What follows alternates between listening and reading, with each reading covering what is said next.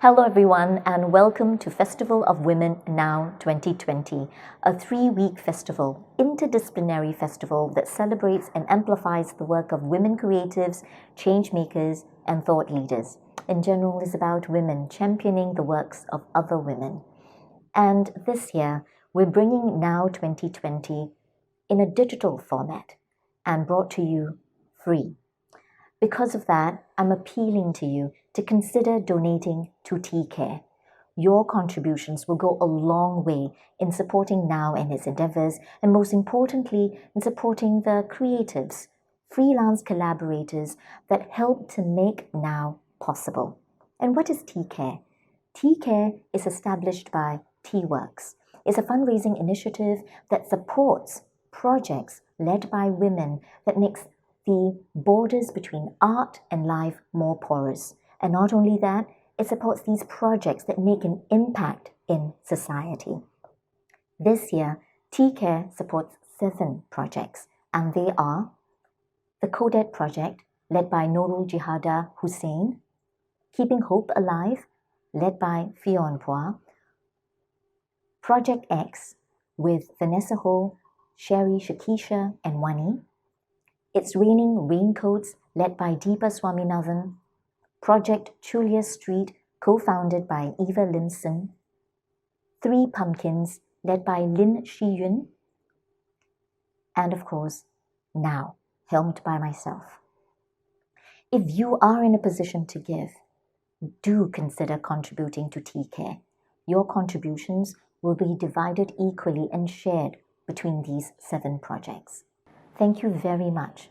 For more information on TCare, you can click onto giving.sg and search for TCare, or visit the Now website at notordinarywork.com.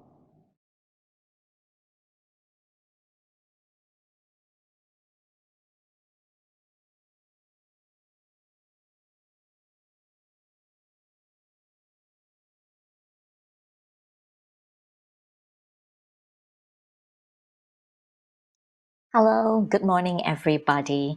Thank you for joining us this early morning. It was a Sunday morning, so 11 a.m. it's early.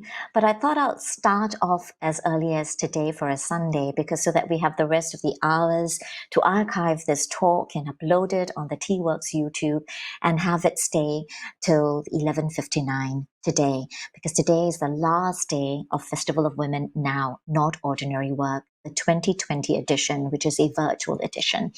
As you know, because of the situation around the world, the global pandemic that is happening right now, many of live events, especially artists who create using the live medium, have had to pivot and figure a way to transform and work towards creating something viable with the artist community. And that is something that myself, as a curator of Now, have had to grapple with as early as March. In fact, there was still some hope towards the middle of March that things may change by July, and that we can have Now as a live event as we did in 2019. But we couldn't take that risk. We couldn't take the idea that rehearsing via Zoom or via Skype or Google Hangout will then immediately be transformed into a live event and then suddenly have it barred from doing so. And how do we transform it immediately? So we've had to plan ahead. And by end of March, we decided, by calling all the collaborators, this is the game plan. We're going to do it virtually. Would you like to take that journey? Now, to be fair, digital for us is communicating on WhatsApp, perhaps, social media. There is the Facebook, there's the Instagram and the Twitter, and occasional Zoom, because we're calling long distance to someone that we want to engage with. But none of us have experienced making the work using this platform. None of us could imagine that we've had to grapple with it and then suddenly learn the structure and jump on it quite immediately. So with great thanks to the collaborators of Now 2020, they just said, yes, let's journey together, learn together, and find out what challenges we may face, whether it is success or a failure. And that suddenly a group of us at now, all I think about 40 or so collaborators, decided that let's do this experimental process. Let's experiment with it. And if we find something wonderful that we could sustain beyond the pandemic years, that is even great. It will just open another portal, open another door, and expand a vocabulary to create work, to communicate, and to reach out and engage with the public out there. And hence, now 2020 became a virtual edition. Today, this morning, I have four sets of artists, and these four sets of artists have also journeyed in that direction. And bringing them on to have a conversation with me as another fellow artist experimenting with this virtual world is to listen to each other, to share the knowledge, to reflect on the successes or the not so successful processes, the challenges ahead, or even to discover that maybe perhaps this platform isn't for all of us. And that's okay too. Then how then do we as a community support one another as we brave ahead? Because I was told, and reading all the research, this may last for another year and a half. How do we balance that? How do we move ahead? How do we recreate a space, a community that would journey along with us, And how do we gather feedback? How about monetizing the platform? How much would audience want to pay for something that is created for an online viewing? So with this, you're out there, wherever you are, whether you're watching this on Facebook Live or YouTube, either at home on your desktop, laptop, or mobile, we invite you to chat with us too. The chat comment sections on the Facebook and YouTube, both of the comment sections, just write your thoughts. Let us know what you were thinking. Let us know what you've been watching and what you think of that. So let's begin. My first guests this morning are Melinda Lauw and Amanda Wallace, and they're from Whisperlodge. Now, Amanda is calling from New York, so she's, I believe, 12 hours behind us. And then Melinda Lauw, a co-founder of Whisperlodge, is here based in Singapore. She's just come back, actually. For the last 4 years, she's been in the US working on Whisperlodge. And for those who would like to know more about Whisperlodge, I have with me another laptop next to me, and I'll read you their website. You can also Google along with me and have another window so that you can follow and track these artists and their respective websites. Whisperlodge.nyc. That is Whisperlodge, Whisperlodge.nyc. So you can get to their website and you'll see what they do. I won't take too much time in telling you what Whisperlodge is about because I have Melinda Lauw with me, and it would be great to have her talk about it. So let's welcome Melinda Lauw as well as Amanda Wallace. Hello. Hi. Hello, ladies. Good evening, Amanda, and good morning, Melinda. How are both of you? Mm-hmm. I'm very well. Thank you very much. Thank you very much for joining me this morning. And to kick it off, maybe perhaps I have Melinda talk a little bit about herself and how she co-founded Whisperlodge. Go ahead, Melinda. Okay, hi everyone.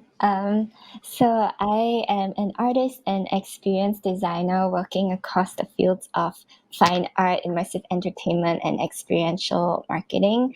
And since 2016, I've been the co-founder of Whisperlodge and have been the main showrunner for the past 4 years. Amanda? Hi. And Amanda is known as I'm Amanda. Co-collaborator, right? The collaborator of one of the long-standing collaborators of Whisperlodge. Yes, Amanda. Yes, I joined the Whisperlodge team in 2017 as a performer, and I've Stuck around ever since. I'm an artist and a performer and also a director. And yeah, I directed this recent installment of Whisperlodge Virtual. To know a little bit more about virtual, before we get to virtual Whisperlodge, let's understand what Whisperlodge does with ASMR. And I know that we have another video. We have a video, right, Melinda? Yes. Yeah. Yes. So let's call on that video and we show it, shall we? Yeah. Thanks. My name is Melinda Lauw. I'm 25 years old, and I am the co-creator of Whisperlodge. Imagine the smallest sounds. Whisperlodge is an immersive journey. You go into a house and you receive live ASMR. ASMR stands for Autonomous Sensory Meridian Response. It is usually triggered by external stimuli. It's very similar to getting the chills. The ASMR trigger is a way for you to clear your head. I've experienced ASMR all my life. I used to feel really ashamed, but after I discovered ASMR, I'm starting to embrace that and love that about myself. It's very beneficial for people to shut out their problems, to really focus on one small sound. The whole ASMR phenomenon was started online, but what we are doing is forming real human connections again.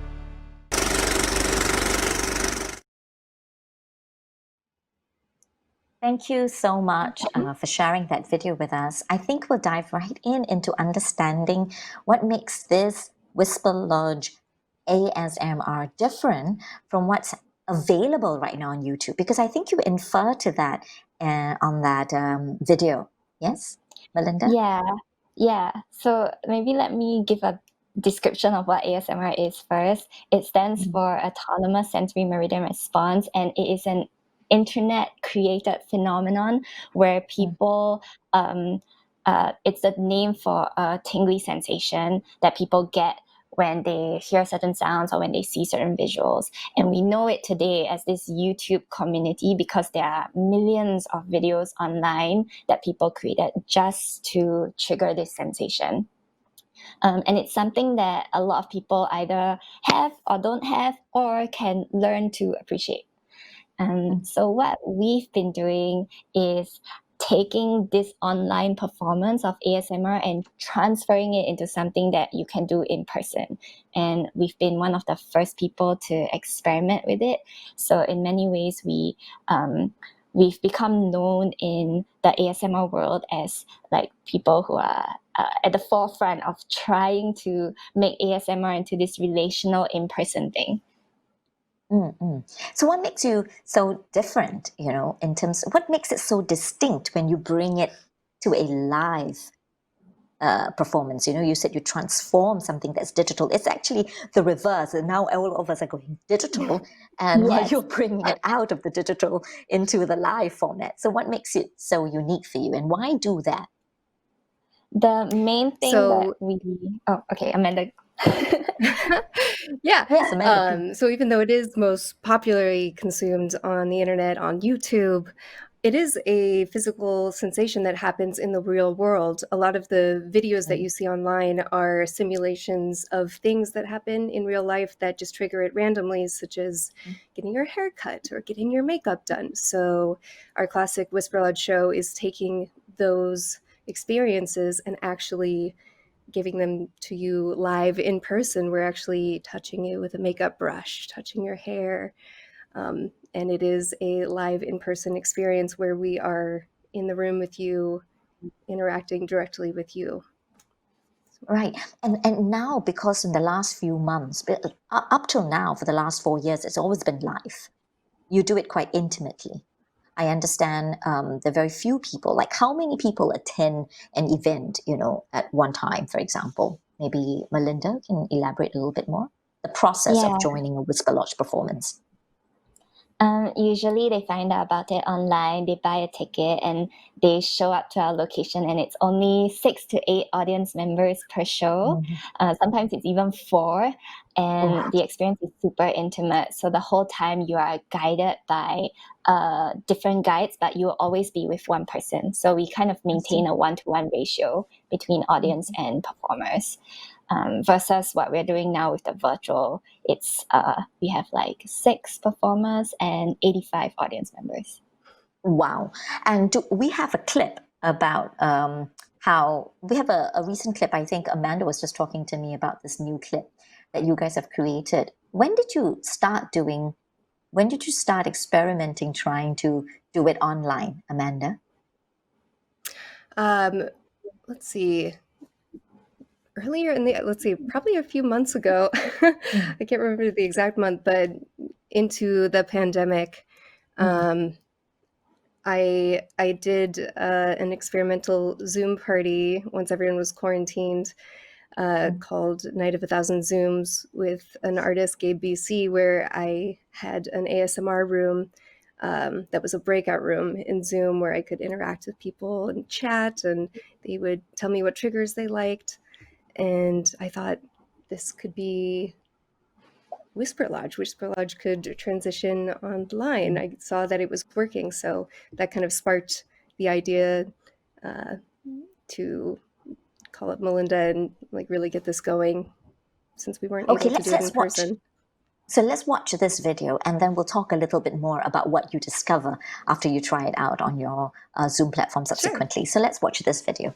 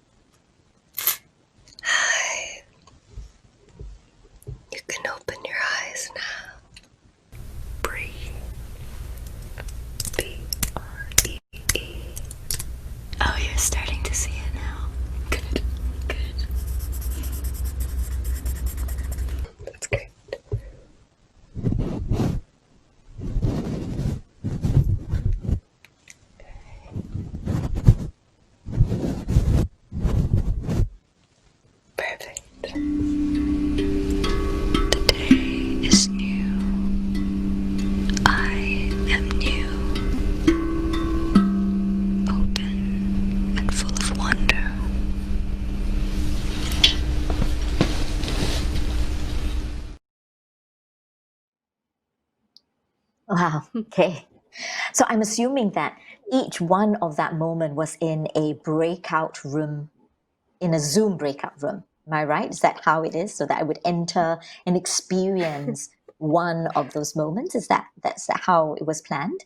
Tell us a little bit more about how you pivoted. Yeah. We did intend to use the breakout rooms because we thought that feature was going to be perfect. Our live show is kind of structured where you go into different rooms, and so we thought, breakout rooms. But once we experimented with the platform, we found the transition from the regular room into the breakout room was a little stressful. There were windows closing, and the light was quite jarring, so we ended up actually just sticking with the one main Zoom room.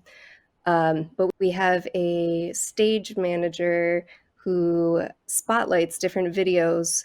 So the guest doesn't have to do anything. You can just sit back and watch the show, and you're transported, or as we call it, you're floated to all of these different rooms as seamlessly as we can do it. And how was that experiment for you, Melinda? What were some of the discoveries made? What was successful about it? And, talk through the Well, process for us. related to this precise point, actually, when we were conceptualizing it, we were super skeptical about online performances. So many people were doing it, and it's not a natural thing for people like us who've been working in a physical space to just automatically be able to use everything. So we were also very aware that people were very fatigued from being online and specifically being on Zoom. So we had to make that decision of like, what level of interactivity are we expecting from the audience? And we decided part of that decision to not use breakout rooms is also then to intentionally make this very passive. It's like completely opposite from what we do in our live shows, but we just want the audience to come online and not be bothered to interact. You are told that you don't have to turn on video, you don't have to turn on your mic. This is completely like us in service to you. And that was one of the things that we asked for feedback on, and people ended up really enjoying that. They felt like it relieved a lot of pressure for them and worked because our show was meant to be relaxing. But then you also told me that subsequently reflecting back on it, there were challenges, and you feel that the challenges made you reconsider if this is the direction you want to take moving forward. So tell us what were some of the challenges you encountered. One big one was that people who loved ASMR were telling us that, in comparison to the free YouTube videos, we had poorer video and sound quality, and then they had to pay for our tickets. So what are we offering to them that is different from what they can find online? And that was a comparison that we didn't necessarily think of at the beginning, but they have a point. The videos online are very well edited. And so what we ended up doing was to emphasize in our show description that this is an experiment in a live performance, and our performers are calling in from US and all different cities. There's New York and LA, we kind of embrace all the DIY aspects of this. Everyone's using a mic from their home. It's not a standardized thing, and I guess that difference is valuable to us, and it's what sets us apart. But it's also then it's never going to be perfect and never going to be slick like what you see on YouTube. We have a question from the floor, and that's by Lily Chung. Question for Melissa or Amanda, whoever that wished to respond to this. Is ASMR not for the hearing or visually impaired? Is chewing food taste buds possible as an extended part of ASMR? Would one of you would like to respond to that? Amanda? Sure. Yeah. So there actually are, ASMR can be audio, but it can also be visual and tactile. In our last live ASMR show, we did incorporate sign language, so it was deaf accessible. I actually have not ever thought of taste as being an ASMR thing. That would probably be something wonderful to explore, but the visual element is something that I think is a great opportunity for the hearing impaired. I'm seeing you're also is not for the hearing or visually impaired. So for visual as well, that's why our live show was wonderful with the tactile experience of actually being able to be touched. And there is some new technology that we are working with, such as headphones that actually vibrate. So it gives you the tactile experience without having to see or hear anything, that the vibrations are coordinated with what's going on with the microphone or the movement. Yeah. Would you like to add anything, Melinda? I guess with regards to the taste part, actually in our very early days, like super early before Amanda joined us, we did have like a kitchen scene where we would give people a taste also and kind of make a food platter together. And that went horribly wrong for us. So we have yet to revisit that, but it is something worth exploring. So Lily, you have a point there. I think what is very important at this juncture to talk about specific to Whisperlodge is how tactility plays such a very important role in your live performance that marks you quite differently from the internet-based ASMR performances and creations.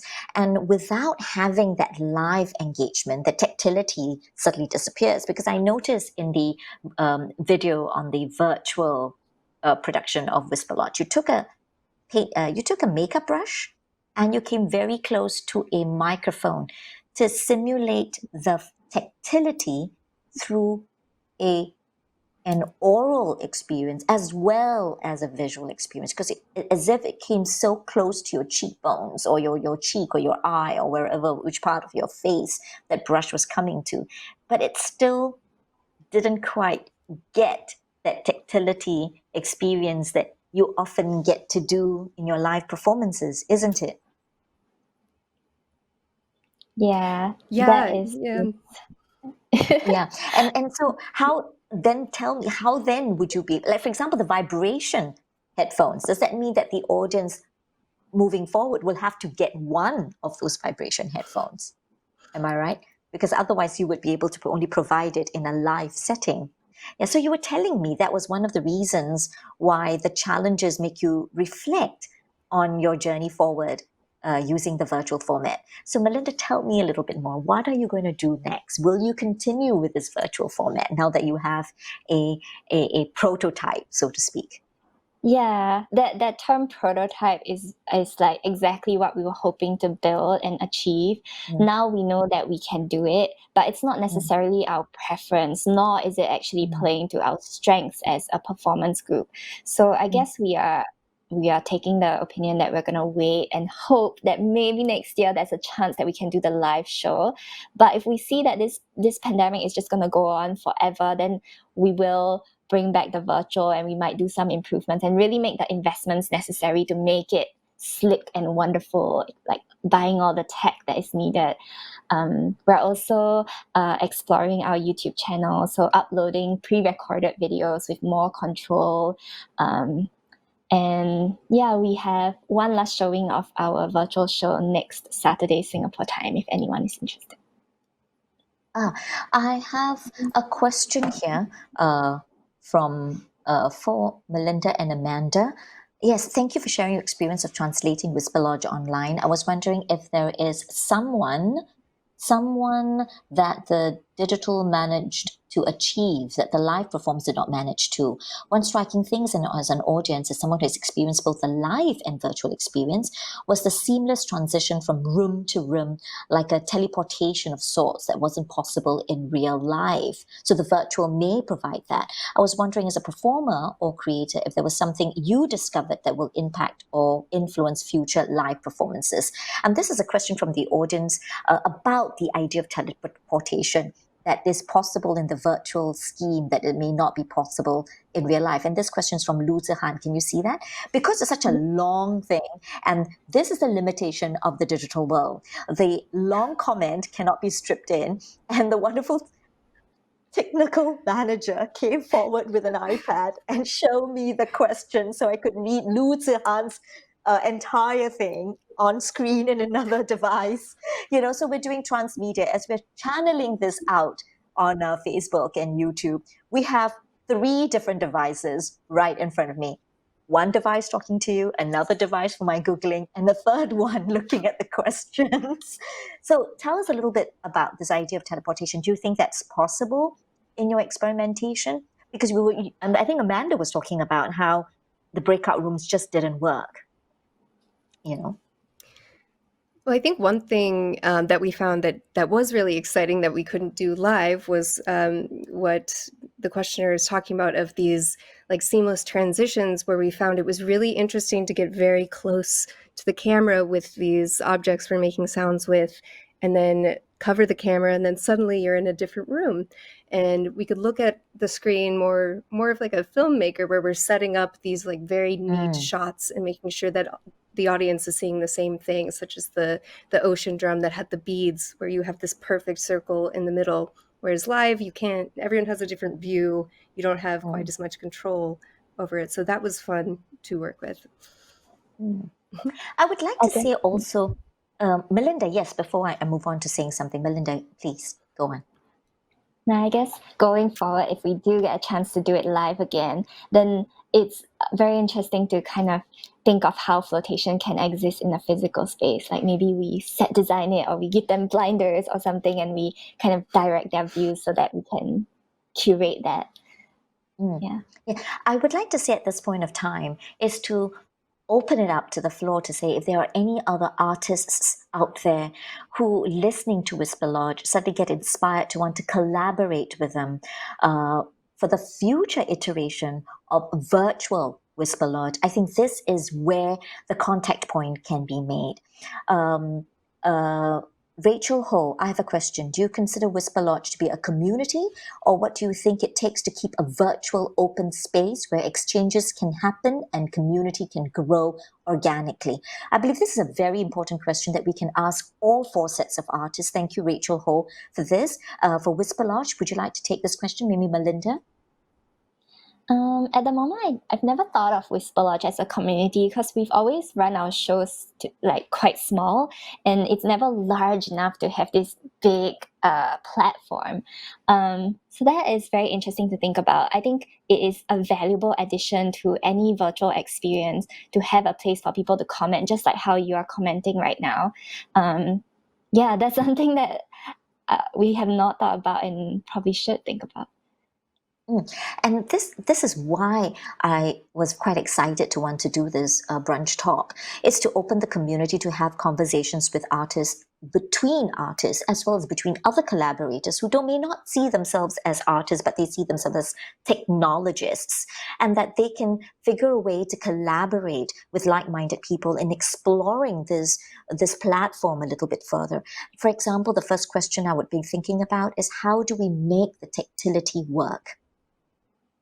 How do you allow for the participation to also engage with tastes, even though it is in a virtual platform? For that, I do have other artists that's coming up because of the experimentation. We'll hear that more. And thank you very much, Melinda, Lauw, and Amanda Wallace, for joining us. They will go backstage now and they will view the other artists that's coming up next. Thank you very much. Keep your questions coming. Thanks so much. And if you need contact for both Amanda and Melinda, do write to T-Works on a T-Works Facebook comments page, and I will pass it forward to Melinda and Amanda for future collaboration and future ideas to go forward again. Thank you very much, the two of you.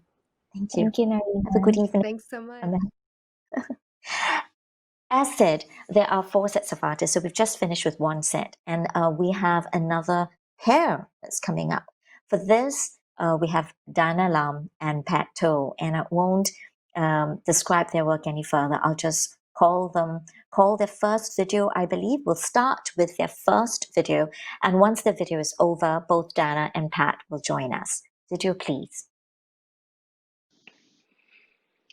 To measure a woman. Bust. Measure under your armpits, around your shoulder blades, and over the fullest part of your bust. Waist. Measure around your natural waistline. This is the narrow part of your waist, about an inch above your navel. Hip. The hip should be measured around its fullest part, that is, about 8 inches below your waist. Your measurements should read 36, 24, 36. Are you suggesting that we follow the diagram that you showed us? I am suggesting that those are some shapes and points of awareness that the diagram can draw us to.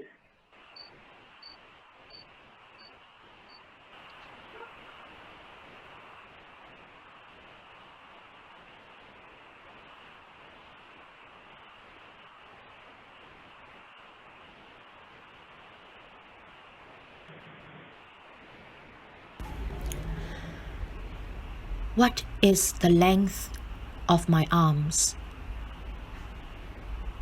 What is the length of my legs? What is the height of me? What is the length of my eyes, my nose, my lips? What is the circumference of my head, my neck, my chest, my waist, my thighs, my calves, my feet? For this experiment, so we do a short sequence that will allow us to, at the end, sort of like mapping the body from head to toe or to whatever, right? Then you need to give yourself, you need to find a way to, either you are going to tie a knot, right, with the string, or and then you will then, after you have finished measuring, you will go to your black cloth and you maybe pin or something the thread onto so that you create. So in other words, you're recreating a drawing of yourself based on the measurements.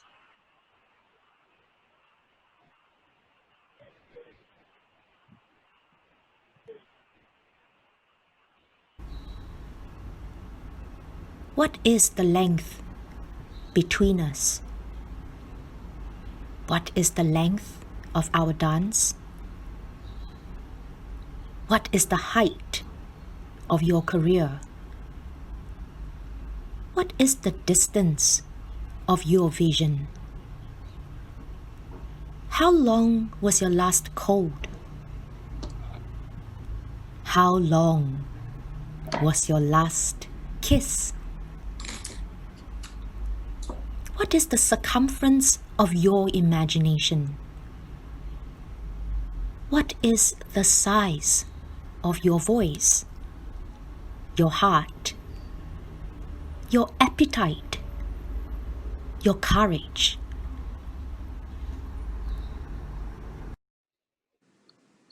Hello, good morning, Hello. Dana and Hi. Pat. It's still morning. We have 23 minutes left before it's afternoon. So I'm just looking at the time. So tell us, what is that video about? The title is very evocative. Measure of Us is your current work in progress project.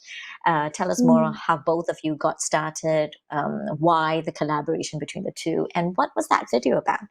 Maybe we begin with Dana. I hope you can hear me, because I think my microphone is suddenly not working. Because Yes, I can't we can hear you. Can you hear me? Thumbs Can you up. hear me? Yes, Is there any yes. difference? Okay. Nope. Hi.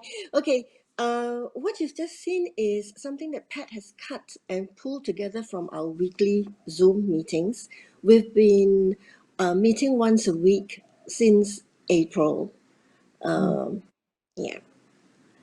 Yeah. Yeah. How did it Okay. begin? Yeah.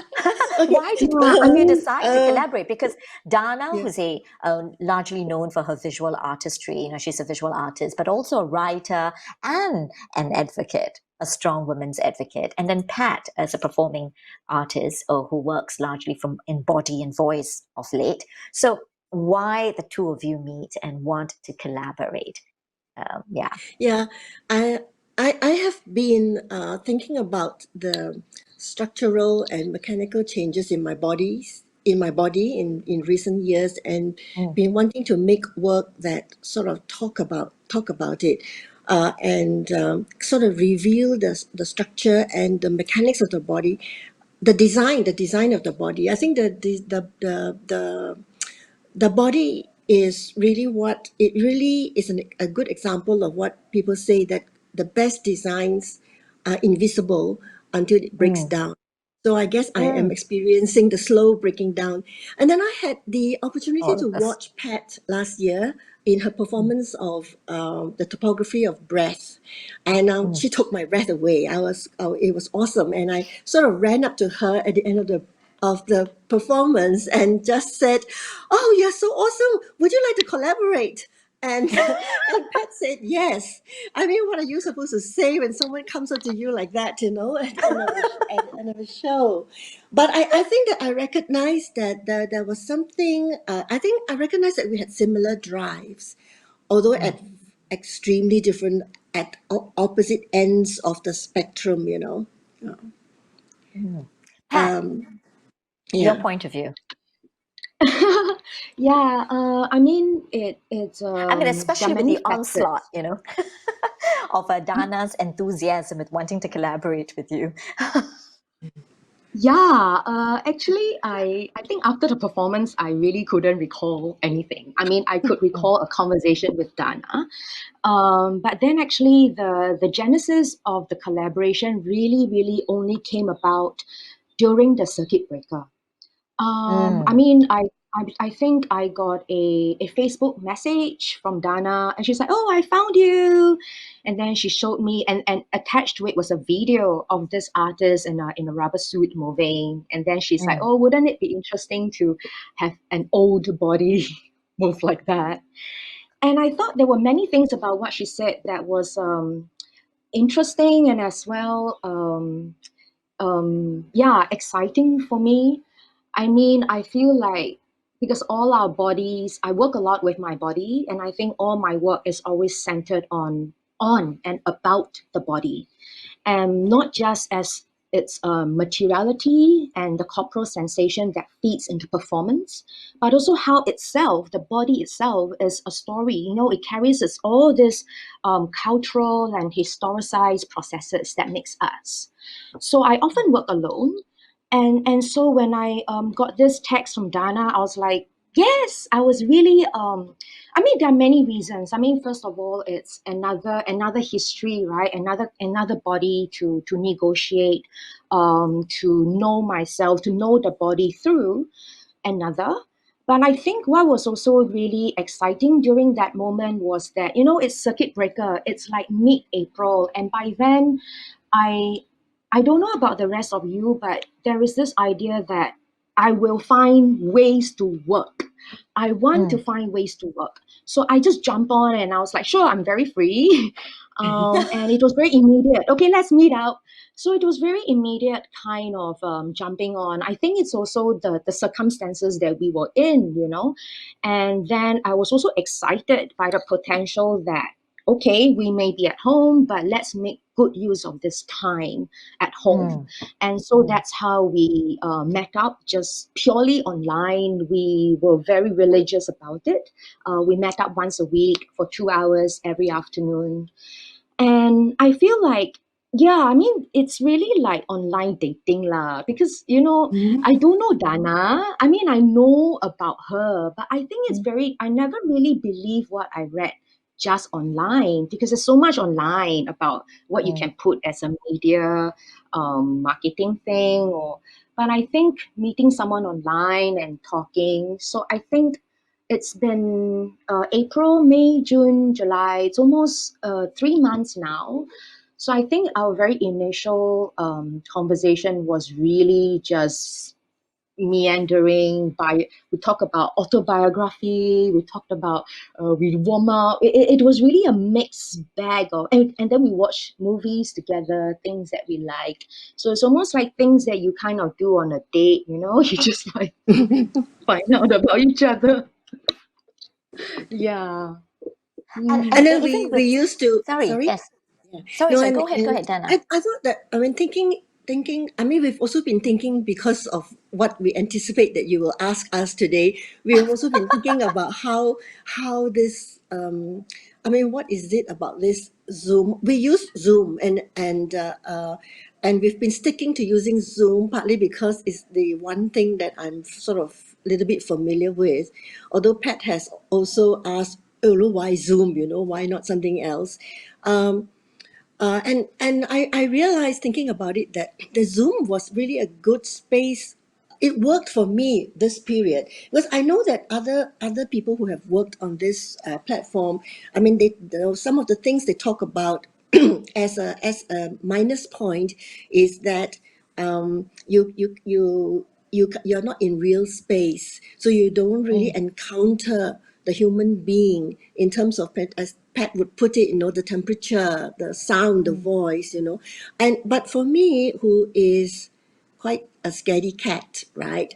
It helped in it helped in making the negotiations with this other person whom I really don't know very much of, but hold in some sort of awe because I've seen her performance. It makes it easier for me to negotiate. As we were talking about it last night, and I said, I suppose it's a little bit like the a keyboard warrior syndrome, like because we're not really in the same space and sharing energy that way, it's easier for me to be honest, and to say, if that's really not, I don't think that's what works for me, or that doesn't work, and so forth, and also to open up. So it works fine for now. And we had a good sort of icebreaker without realizing it, because when we were talking about the body, how it is going to work and so forth, we began with giving each other like tasks to do. So we do have a series of like 10 tasks where we will perform on our own and have it recorded, and then we'll share on during our meeting. That's part of the way we were trying to understand each other's body, and also hoping to be able to extract some sort of vocabulary that we might be able to use later. Yeah, I I mean, I want to just also ask, want to. sorry, I would just want Go. one question. The question I want to ask is about comfort, because because there are only two of you in your own separate rooms. Does that make you feel that being in your own separate rooms, in the comfort of your own personal space, you, I suppose, in a studio, you in your home, gives you a greater sense of freedom and liberation to explore your body better, your bodies better, Mm. than perhaps in a rehearsal space? I think there are plus and negative points. I feel that, yes, I agree. There is something that are more internal and more intimate, and that our own bedrooms, our own personal space provides us with. And of course, then when the Zoom meeting is just me and Dana. But I do feel that sometimes, because our body is not just a floating entity separated from nothing. So I think aside from our own bedroom, and especially coming from a live performance background, it's also the audience and the space beyond the room you're in. And I think that, yes, I mean, that happens sometimes when we have occasionally our house help or family members walk past, and that we are reminded, oh, I'm not working in a bubble. So I think it's a constant, reminder that, yes, you are in your own bedroom. Yes, we are sensing our own body, but also not forgetting that oxygen travels out from the trees outside to us. So I think that in and out is still very important. But I think it is a strange medium. I mean, through the screen, because it's 2D. It's as much as I think me and Dana are trying to explore it. Like for me, I've been taking photos more, just getting used to the camera. But I'm also trying to understand the screen beyond it being an ocular and auditory thing. Because I think, like what Dana said, what about weight, or the group before, what about sweat? What about temperature? That's so much about sensing a space, another being. And so it's really that. But I think what me and Dana did was that, because I think as we talk about the body, it was really exciting, because for her, she allowed me to think of it in other material, and how the body, I mean, the pen is a body, a thread is a body. I mean, everything is a body in its own. So I think that this dialogue between us, so we brought up paper and then thread, and that's how the thread emerged and into drawings. So I think it's still exploring this materiality of the body beyond our skin and breath and shapes and muscles. Yeah. We have a question from the floor, and this is from Lily. Wonderful, Dana and Pat. It reminds me of For Good Measure. Is this work, do you believe, both of you, genderized in your mind? Is a female measure different from a male measure? And is this a good criteria to use? Then some of your mentions are not gendered, like distance of your vision. So there is this quasi linking between the gender itself, because two of you are women, and then there are some which are not related to that. Could you elaborate a little bit? Where are you now? Perhaps it's too premature to also take what you have shown us as a final product. I would like to remind all of you out there, this is still a work in progress. And when speaking with both Dana and Pat, they were talking about phases. And this is like the collaboration, get to know each other phase. And there's already so much going on from your once a week 2-hour meetings. So when we watch that video, we immediately think, oh, wow, there is a piece already. But this, bear in mind, this piece is the what we just watched is actually a peek into your process, into your rehearsal process. So going back to Lily's question, maybe Dana, what are your thoughts about that? And then we move to Pat. Dana first. Yeah, I think we both have a very open mind about working with this. I don't think there is any sort of a feminist agenda. Although it's not an agenda in the sense that I don't think at this moment, at least, that it is that we are going to focus on talking about how women are left with the shorter end of the stick. Clearly there are different measures for men and women in society, right? And clearly when we're thinking of measure, these realities will show up, which is why I decided to recite the what is it, a 36 24 36 Yes. measurement that we all know. Yeah. But that really The ideal measurement. Yeah, yes. But partly because and it came from the fact that we are women, so we work with what we know best, right? And also when we were talking about the body, it became kind of very early on. It became kind of evident that we are the body, and the body being only the case, but then whatever is in the body is always constantly subjected to measure, whether it is an intellectual measure, a physical measure, or whether a psychological measure, whatever it is, And also at that time when we were starting, my daughter-in-law was newly pregnant, and I was pregnant, not newly pregnant, I was pregnant. And from the scans that she was showing us, it struck me that the measuring had already begun for this little creature. Even when it's really just a little fetus, we are being measured. So then we started to look at what are some of the standard measures that we work with. So that's how the figures and Pat has been working at looking at the Vitruvian Man, which is why we drew from it that circle, that's a man, the ideal man, like where is the ideal woman. But I don't think either of us consciously want to speak on that, right, Pat? I think what we're really interested in just speaking on what are the measures that we are put through as a human being, and in the process of our finding ourselves, what are these measures that we have to wade through, and what are the measures that we also kind of use to identify ourselves, right? Yes, How high is your career, you asked, right? What is the height of your career, you asked? Yeah. Yeah, I think inevitably when you have the Vitruvian man as a image, I think inevitably the audience or the viewers will kind of link it to, oh, is this a feminist statement? Are we talking about the male gaze upon the woman? Do we fit into this? And then what are the different measures for women? I think these were some of the things that I encountered when I was using the Vitruvian man as a diagram to work from.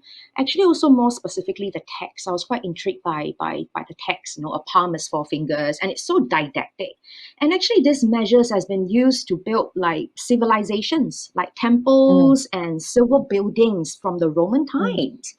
And then that starts to make, and that was intriguing for me on how the body as the ultimate measure, you know, for society, for civilization. And so that was why I was excited by the idea. But I think when we bring it upon ourselves to work with in this context of playing around with this material, it was really just a language to work with. And then from there, because the core of the question is still asking, what's the limit of this body? How do you place value on a body beyond its standard measure? And what if someone fall outside of these measures and standards, whether it's in a physical fitness test or as a child or as a woman? What are these other? I mean, how do you account for these other? So I think this is kind of a background question that we were still teasing at, but I think this measurement is just a language for us to hold us together, and as a starting point, and then maybe from there we'll see how we either spill up from it or deterrorize, you know, this idea. Yeah, because I think like what you say, I really. Sorry, Yes, I just want to move on very quickly because we only have very short time together.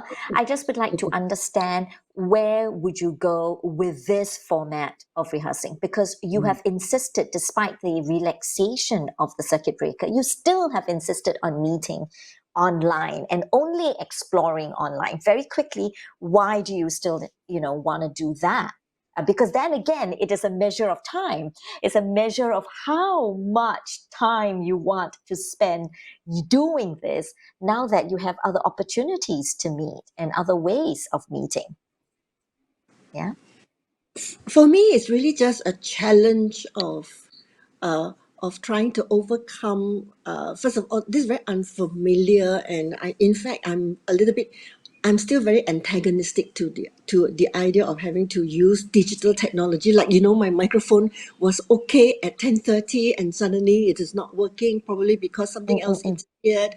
All these difficult elements are very frustrating for somebody like me. So I thought, I don't know. I don't think we have decided, right, Pat, if the final what the final product is. But since we started, we might as well try and see if we can kind of break this imaginary wall between us. How are our two bodies going to dialogue? I mean, the interesting thing is for our two bodies to dialogue with each other. Maybe this question Pat can respond to, and this is from the floor. I can't quite see the name of this person because it's very long and it's quite tiny. Let me find if I can find you online. But it says here, Dana and Pat, with For Good Measure, through these months of relating with your own bodies and each other's bodies online, did you experience your own bodies any differently or in new ways, inspired by or caused by your online interaction, Pat?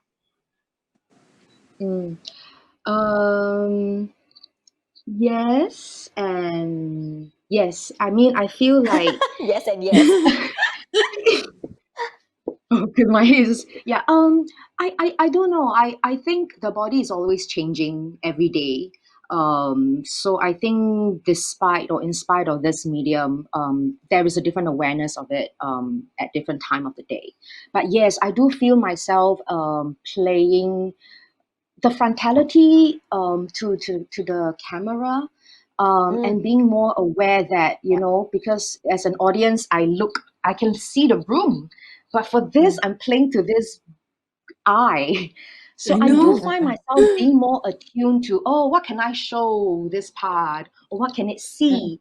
So I would say it's more like how I project certain part of my body to and angle it. So I think it's become more like yeah, I don't really particularly enjoy it, but I think it's also because I don't think the body is segmented, into parts. But I think somehow working the camera and the screen and the frame has made me move in this way.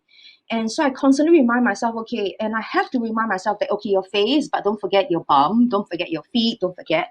So it did make me, and I think it's problematic and not very healthy as we move forward. But yet at the same time, I'm also trying to be positive. I think because it does allow us to look at perspective that from a broad, peripheral vision. I'm just thinking of audience that may not allow us to see. So that's how I've been experiencing my body, or how experience my body lately through this medium. In fact, when it comes to production, it reminds me of the live stream that I recently worked on for King with Jasmine Ng and Joe Tan, and how we were using multiple cameras because in a frontal format like this, because it's just ocularly only one way, it does only show us this longitudinal or front view, right? And then we physically have to turn. But what happens if there are cameras behind us and we do see that implement, because that is almost like your other eye, and the cameras to the left and to the right, but then it is about mixing it. Then again, that's how you may be able to see the visual. But in the live performance, we also see it as a front, unless you have a seating arrangement. That's why the placement of the design of the theatre also shifted and evolved over time. From the proscenium to the T to the circular. Although, yes, in the Greek arena, it was meant to be circular. And in fact, in many religious settings, when performances were held in temples, they were circular rather than just proscenium style. So it is how we translate that thought process through this medium, because we still see this medium as just flat, but actually evolution will take place if we keep engaging with this. And I quite like the fact that Dana was saying there is this fear, there is a block, there is a dislike, but how do both of you continue to try again and again to break that deadlock, to break that dislike, and see whether you come out of this process of exploration and collaboration, finding a new friend in a new medium. I also feel like because there's 360 camera, there's GoPro. So I think moving on, we are discussing how can we continue working this way, but maybe we film outside. We are more rigorous with the filming in different locations with different types of camera. Yes. Okay.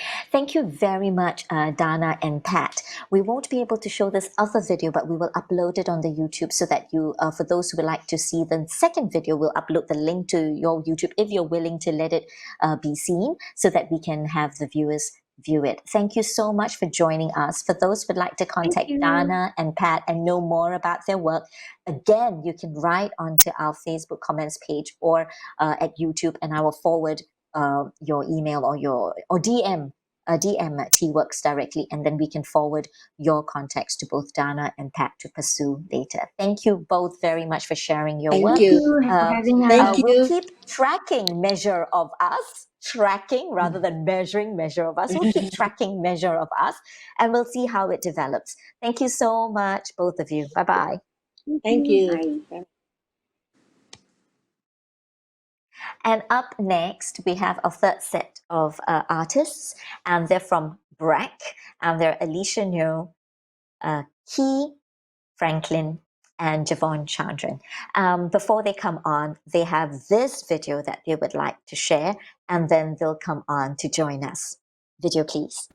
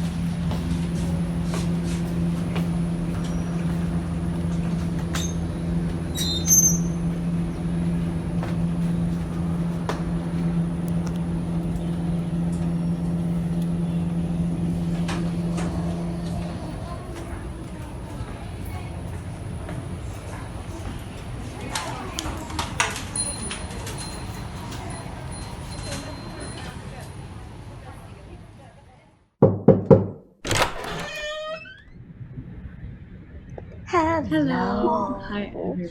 Alecia, Key, and Jevon. I've come to your home. That was a very nice segue. Knock, knock, knock, and here we are. Hello, Brack. I see on your website, for those who would like to join us, and you can open up a separate window, Brack at brack.sg. It's a socially engaged artist. It's a group of Singapore-based platform for socially engaged artists in Southeast Asia interested in practices of gathering and dialogical exchanges across media, disciplines, and communities. Thank you so much for joining us. I think I would like to hand it over to Key. Thanks, Noorlinah, and thank you everyone for joining us for this brunch time talk. That was replayed during our Making of a Meal series, which was a series of dinner parties that we hosted during Circuit Breaker. So that was how we would welcome the guest into our homes during that gathering. Before we continue, we realized that it's brunch time, so we actually all have our food with us today. And we'd like to just invite any of you who are watching who might want to grab a bite, just to grab a piece of food anywhere in your house, and also to grab, if possible, an object that is currently out of your frame that you might like to show people. Perfect. So everybody, let's show each other our food here. Oh, wow, I love your avocado. Oh, thank you. It is a very good one from the wet market next to my house. And once you're done with that, if you could just type into the chat "done," that would be wonderful, so that we know. I think let's give them maybe a minute or two for those who would like to participate with us in gathering your food. As they are gathering the food, Alecia, Key, and Jevon, maybe you can take this 2 minutes to introduce yourself. Alecia first, please. Hey, yeah, I thought that I would also start by introducing a bit of this wonderful meal that I have here. It's yang tofu with rice. Oh, yeah. So yeah, with rice, and so actually, I'm part of Brack, and in my own personal practice, I actually do the visual arts, a lot of images and moving image, and at Brack itself, we actually have a very collaborative way of working together, and we sort of bring our different skills to sort of develop different experiments and projects together, and I think we found each other through really a sort of alignment of our interests and values. And it is really fun actually. I think the way we've met has been quite organic.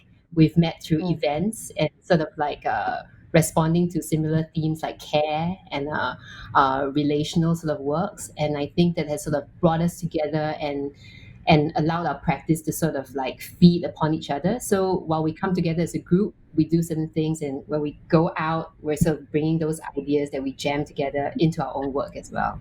Yeah. Key?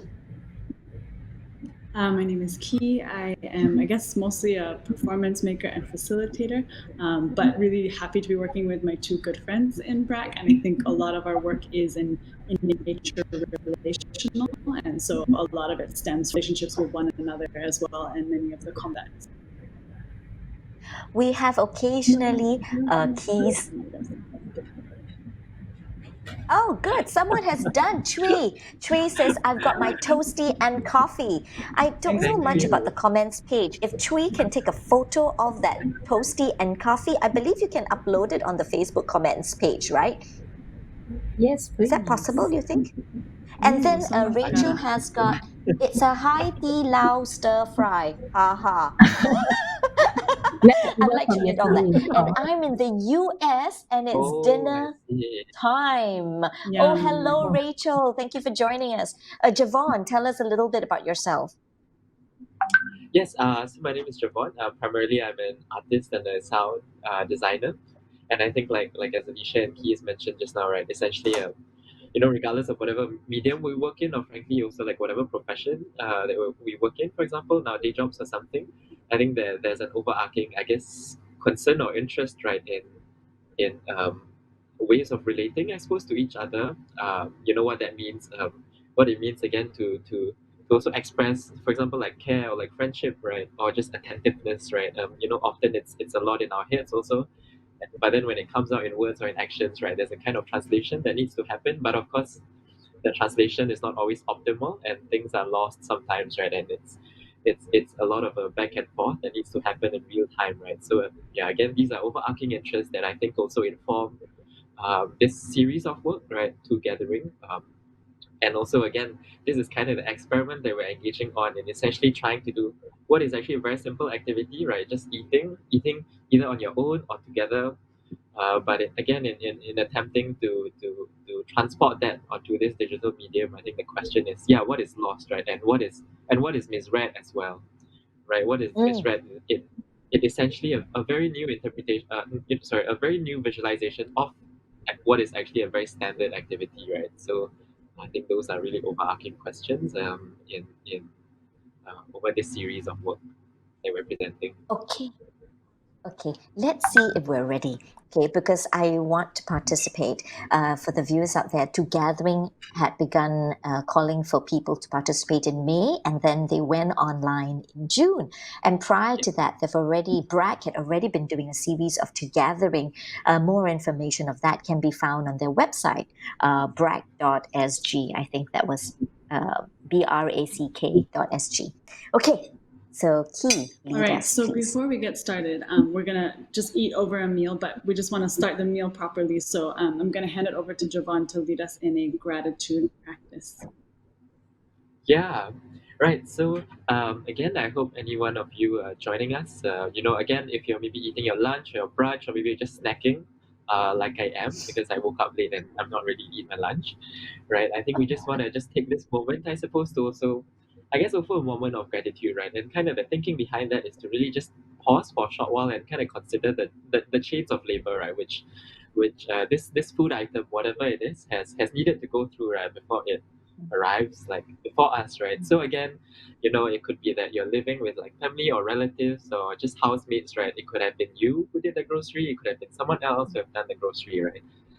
Or it could have been you doing the grocery and then someone else preparing the food, or maybe in my case, even for like my snacks, right? There's still the packaging that needs to happen, right? There's still need to be the people manning the store where I get the food, right?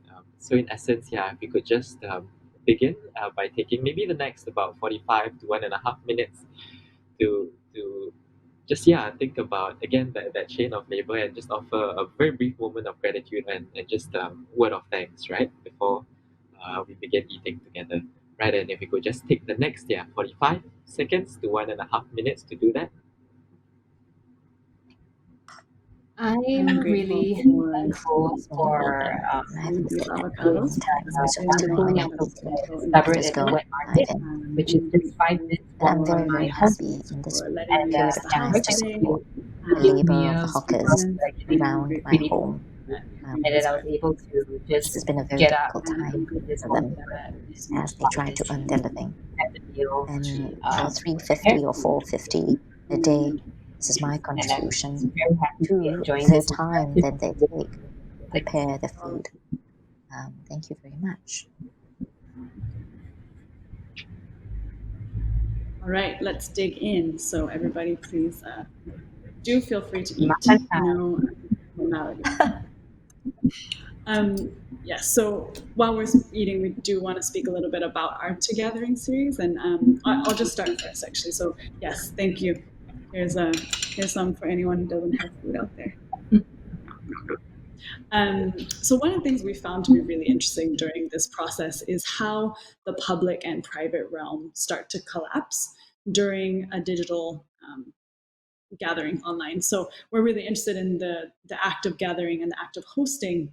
And one thing that we found to be the case is that there's actually an inordinate amount of exposure that takes place when trying to host a digital gathering, right? I, for example, live with two very good friends, and I constantly have to ask them to either leave the house or not make a lot of noise or not occupy the public spaces, when I'm hosting even a digital gathering because, for example, the Wi-Fi doesn't extend into my room, right? Something like that, and there's a lot of sort of negotiations that need to take place. And I think one of the things that we've found to be really interesting is actually how some of the labor in the private sphere that would otherwise be obscured is brought to the fore into the public sphere in a very, very big way. And we actually tried to play with that with our Making of a Meal series. So again, it was a series of online dinner parties during the circuit breaker period, and we actually live streamed our preparatory process. So we all wore these matching aprons, and we all just sort of live streamed our food prep process, and we invited the audience members to also join in that prep process if they wanted to. And the whole idea was we're in our house clothes, we're just chopping, people are coming in and out of the kitchen. Jevon's getting scolded by his grandma for not putting enough salt in the dish, So it's a very intimate and sort of vulnerable experience, actually. And in many ways, as hosts, usually you obscure all of that, right? You literally just let people in the door when you're ready and you're dressed and you have makeup on and the music is ready, and to kind of break that wall and actually invite people into the imperfection of some of that social reproductive labor that is actually required to host something, was, I think, a very uncomfortable experience for all of us, but something that we also found to be very productive in terms of thinking about hosting in a different way. Yeah, and also I think to just add on to what Key was saying, I think this sort of collapsing between the public realm and the private realm was also very interesting in terms of the roles that we occupy. So I think like this time around, why we decided to also move into the digital sphere, because we noticed ourselves how the different roles that we occupy were being challenged. Like for example, I too live with a group of housemates who I can say actually I don't really never knew that well until the circuit breaker actually happened. And quite ironically, I think this sort of forging of that relationship really came through when one of the refrigerators actually broke down and there was no turning back. So we had to sort of like galvanize around this sort of failure, right? And actually, I think one thing that we three sort of spoke about when we were thinking about how to approach this work was how do we actually create situations and prompts where these overlapping roles, which we all occupy, become visible. Yeah, so for example, us as like artists, right? Our professional self sometimes might be quite unknown or maybe assumed by our family members or the people that we live with. They have certain connotations of what they think an artist's life is, right? Or yeah, what exactly do we do? And then now that we actually have to cook and host in the kitchen, which is a shared commons, right? They are now exposed to how I might actually talk to you guys, how I might actually host myself or present myself in a particular way to an art audience or someone who's prepared to come for an art project. And we were actually very curious about this exposing of that layers. And in a way, I think the people that we live with, the sort of negotiation that's going on within the project happens not only in that time frame, but also before in the preparation, because we have to do all this work, and then in the post as well, when they sort of when we have to unpack for ourselves what just happened, and also for the people that we continue to live with.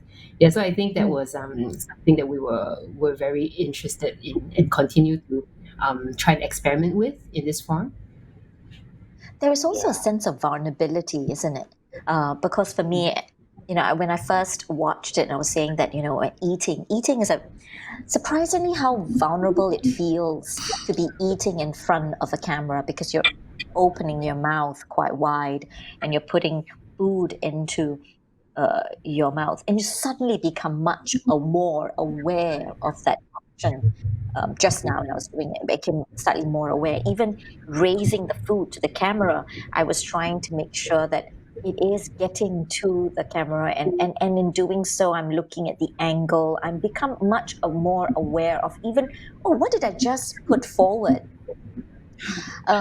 Because it's so deliberate, the vulnerability becomes much more enhanced.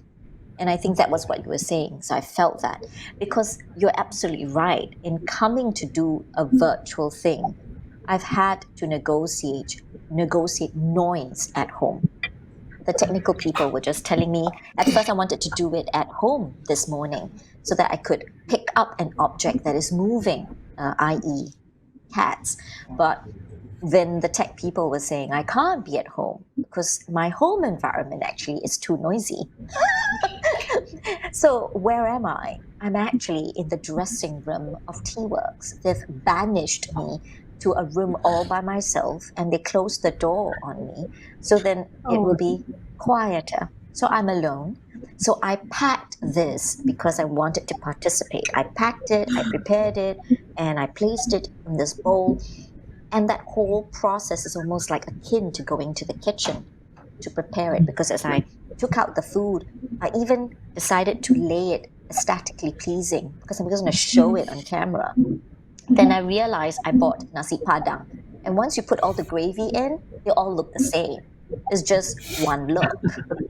The colors all disappeared. So then I had to locate a pineapple. And then now when I showed you, I couldn't even find the pineapple. It has wilted. So all that prep to show on camera, I failed.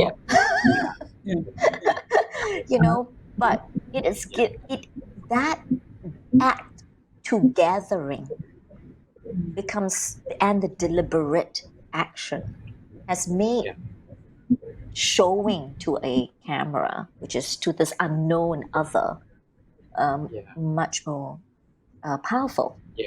Thank you very much for getting me to be involved. And that's my reflection as I get involved. Because you do this live and now you do it online. I wonder whether that's the same feedback you get when you were doing it live. That deliberateness. Are they more deliberate in live format, or is it more deliberate in this digital format? Jevon, perhaps? Yeah, I think. I think that there's no short answer to that. I think in part because there are a lot of digital formats, right? Digital format, we're not just talking about one thing.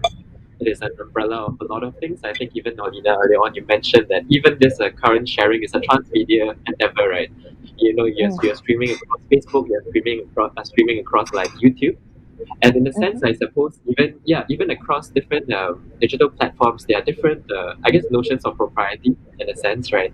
So again, relating to what we said about vulnerability, right? I think we should also realize that that's only one half of the equation, right? Like kind of what we decide to do, what we decide to act, and what our intentions are. It could be that like, we want to be seen eating, to be vulnerable. But it could also be seen as unprofessional, for example, right? Yes. Right. That's kind of the other half of the equation, which is really up for the viewers to see and to perceive, right? And just now earlier on, even when you were, you say like even in this motion, you needed to calibrate and so on and so forth. I mean, this is essentially a proposition, right? This is kind of us saying like, hey, what do you think? What do you think about this gesture? Right, and it's always the other half of the equation for the audience to then see it and go like, that looks a bit strange, right? Or like if we are eating, right, and as you mentioned, eating is often like it can be a very gruesome act in a sense, right? Like you're chewing a lot of fibers, right? And again, depending on the food. So yeah, the other part of the equation is just what is appropriate as well. So and I think we realize that really varies again across different platforms. In our experiment thus far, it has been over Zoom. And I think what we discussed also in deciding, for example, how much of the actual thing do we want to share in this session, I think we also realized that the social contract entering it is a bit different, right? So for those experiments, people agree to be a part of it, right? So we give them an overview about what they need to do, and we also share with them some prompts, right? And we tell them like, okay, before that there's a live stream where we try to cook together, and then we're going to eat together, and we're going to go through like a series of prompts. But for this session, this is different, right? We're just Brack is just one sharing, sandwiched between a lot of other sharings, and again the terms of engagement are a bit different, the sharing versus in every other work. Yes. There is a question about that, what you want to keep private and what you want to keep public. And this is from Lily. And Lily says, so interesting, Brack team. Did anything in your exposing surprise you and you wish now it's not public? And so it reminds me of my hiding myself before people arrive at my exactly dinners, because she has created this series of dinners. The only one who's ever seen me in a horrendous cooking state is my helper, who lives with her, of course. And she's discreet. I suppose she's not going to tell people how horrendous Lily looked at the time when Lily's cooking. But Is there Yeah. something that you wish, oh, at this moment we want to keep private or we want to keep public, or even your viewers or the people who attended to gathering, have they negotiated that? Maybe Keith? Yeah. Definitely. There were a lot of interesting moments exactly on this subject in our various gatherings where we noticed, for example, that we were kind of inviting people to take a risk in terms of the amount of exposure that they were subjecting themselves to. So, for example, you start out with one frame, right? And you obviously set up that frame yourself for a particular reason. And then we would invite people to sort of take us on a flash tour through whatever parts of their house they were comfortable showing us, right? And this definitely did set up a lot of uncomfortable moments where we realized that there were even like living condition differences that were very, very stark, right? And we noticed that some people who we know have very, very nice houses weren't actually showing all of their houses, right? And other people who maybe were staying with a friend or had living conditions that were less perhaps opulent were also perhaps also obscuring parts of their living situations. And I think as a role of a host, we actually talked a lot about this afterwards, where we felt like we were suddenly transitioning from providing one standard experience for all guests to mediating different experiences between guests. And that is actually a very different role to play, because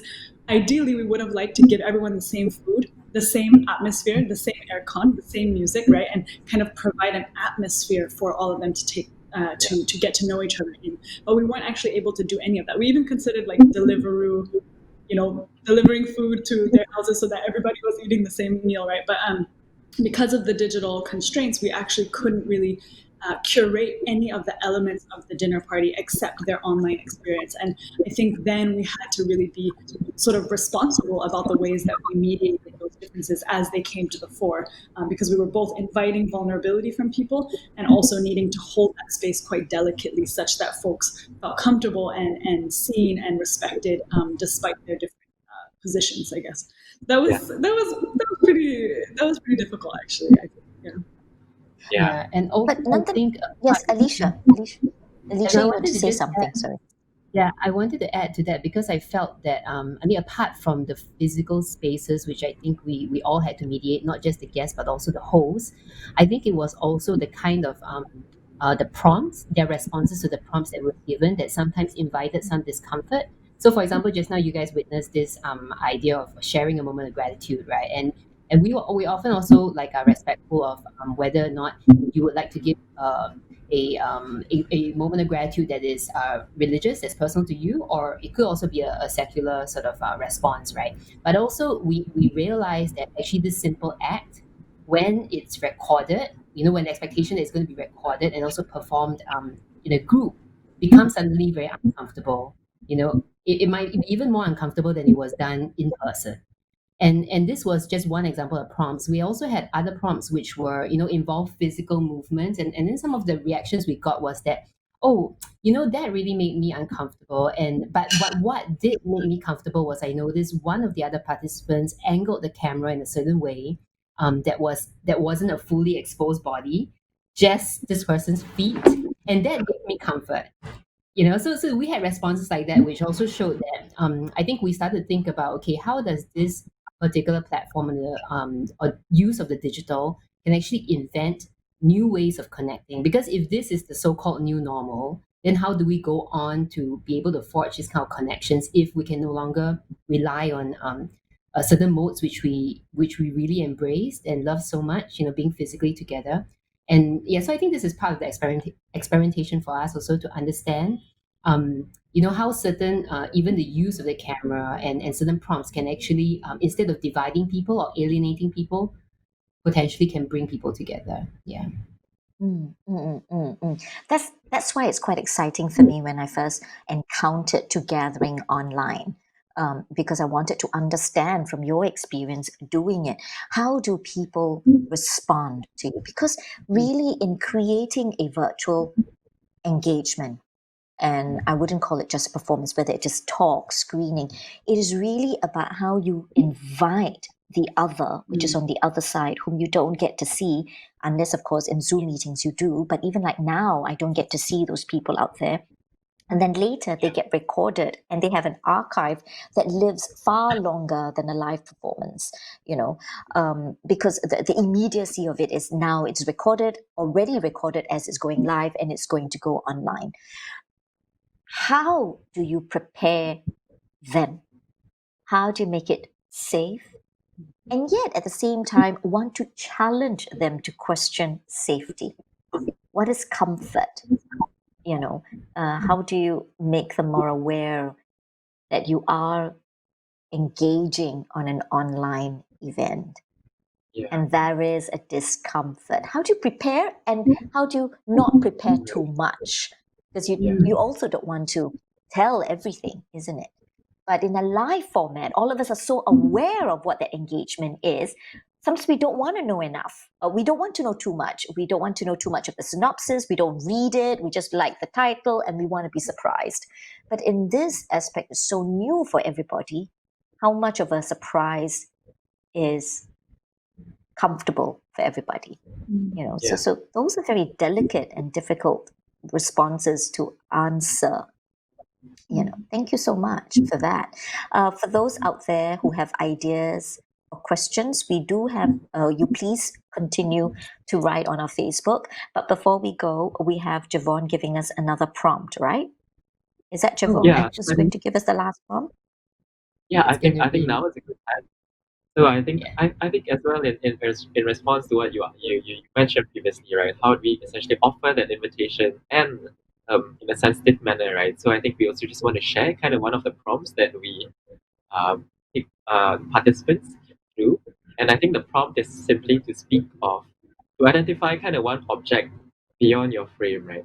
Because I think again, essentially, just now we touched on the blind spots, for example. Right, like on the one hand, like yes, this digital medium offers everyone a lens or like a window into like your personal space, but nevertheless there are things outside the frame that remain kind of unseen, right? It could be that the more I curate this frame, the more junk is dumped outside of the frame, right? For example. So I think this prompt is again is a very simple way to begin kind of breaking the boundaries of it. So yeah, the prompt is simply like, yeah, can you identify one object beyond your frame that you can share within the frame, on the camera to everyone else in the maybe I can begin. Uh, yeah, I'm gonna cheat a little bit. I'm not necessarily gonna show one object, but what I'm gonna do is that I'm just gonna turn my camera, right? Because I think often, the camera is a very front-facing thing. You always see what is in front of the person. You don't get to see what's behind the camera. If I'm just gonna turn my camera and show everyone what's behind. The context is that I'm actually working in a storeroom in my house, which I converted to my studio. And actually, like right in front of me, which is behind the camera, is just like it's just the windows. You can't really see, but I think it's not a windows that's like particularly well taken care of. There's actually like a lot of rust on the side, but again, and then there's some wildflowers, I suppose, that I just picked up from the street and I just hung around, right? And then you can see like my candle there, which I absolutely need because otherwise this is a small room and I don't like the smell that it has if there are not other scents happening. So yeah, I think that's gonna be my sharing. My sharing is just gonna be of an image, I suppose, behind the camera as opposed to the image in front of the camera, which is what people see by. So we can take the object now? Yeah. Okay, mine is simple because I prepared myself for this engagement because they had forewarned me to prepare the food and the object, and I wanted to actually pick up one of my cats. There were two of them. There are two of them at home, but since I've been banished and been told to come here, so I only managed to get their toy.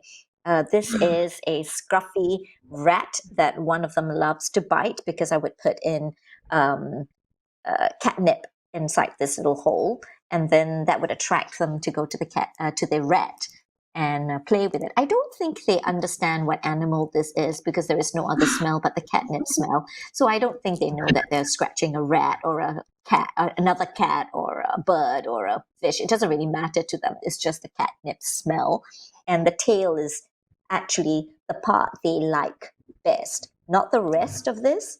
but it's only this that they like this. So there. That's my object that I brought from home. My object is a giant pineapple float. It was gifted to my housemate about 4 days ago. We had a early Christmas because we're not all going to be together for Christmas this year. So we decided to put up the Christmas tree on July 25th, turn on the aircon, blast carols, and give each other presents. So my housemate got given this giant pineapple float, which she's very excited about. I think it's quite excellent. So that's my object. Alecia, what's your object? Okay. So my object, I'll just show you guys. So you can see here, this is my object. Yeah, so basically this is actually quite an extraordinary little object. Basically, it's a limited edition, according to my father, of a healing ointment of some kind, gifted to him by this master. And apparently, the old man died without giving my dad the recipe for this, and so that has been a huge regret on my father's side. But it's really wonderful for healing sprains. So it has actually treated me on many occasions, and yeah, so I thought this was quite special, and I wanted to share with you guys where it was found outside my frame. Wow. And with that, thank you very much, Alecia, Key, and Jevon for joining us and for sharing to gathering and the discoveries you've made. I feel that this conversation can go on a little longer about what we learn and what we discover that both can bring us forward. So before we leave, where to next for you before the end of 2020? Alecia? Well, for the Two Gathering series, one of the most upcoming extension of it is going to be called On Your Terms. So we're actually in the midst of developing this new project where we are no longer going to be the host. We're actually going to invite a selected group of different hosts to organize gatherings, also digitally. So we're going to continue experimenting with this form, and we hope that the choice of the host and also the way that they would format these gatherings will actually expose even more unexpected interactions between people.